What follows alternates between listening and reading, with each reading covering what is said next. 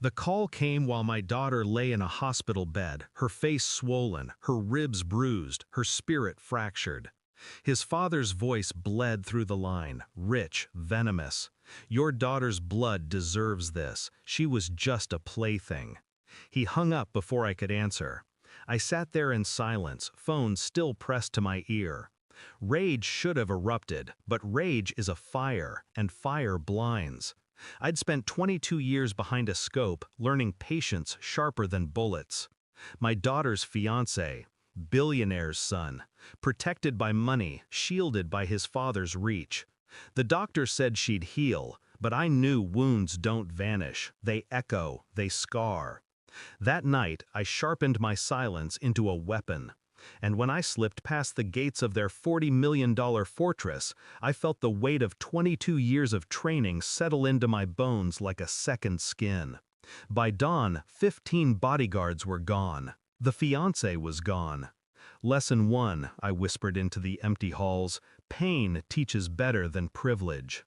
I didn't kill him that night. That would have been too merciful.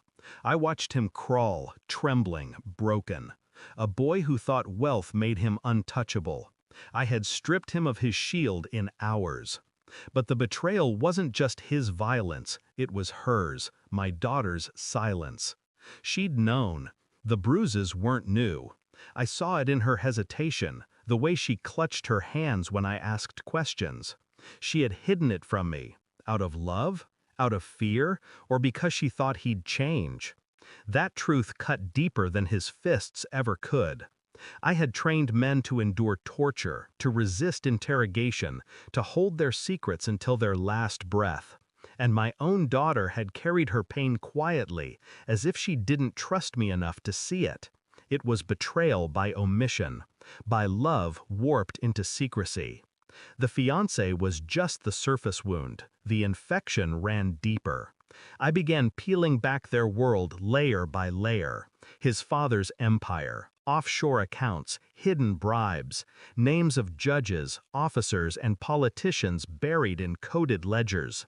I traced his reach not with bullets, but with data. Each discovery a trigger I refused to pull just yet. I watched my daughter heal. She asked where I went at night. I lied. Calmly. Lies had become my camouflage. She still defended him, even in her sleep, muttering apologies through cracked lips. That confirmed it. His grip on her wasn't just physical, it was psychological. Manipulation woven through promises of power, wealth, status. She had loved the cage, even as it strangled her. Each new file, each new photograph, each new recording, it all painted the truth. His father hadn't just protected him, he had taught him, groomed him to break women, to bend them into silence. It wasn't one man's sickness, it was a dynasty's design.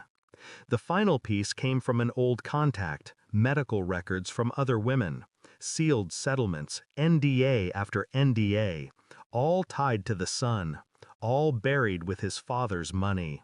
I laid the files out across my kitchen table. The faces stared back, young, afraid, forgotten. My daughter was one of many. The truth wasn't that he broke her. The truth was that breaking women was the family business. That night I showed her the files.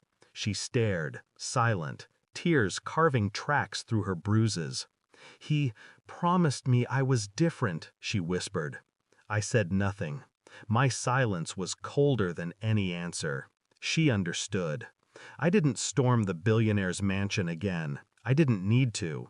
I sent everything, files, recordings, bank transfers, to the right hands.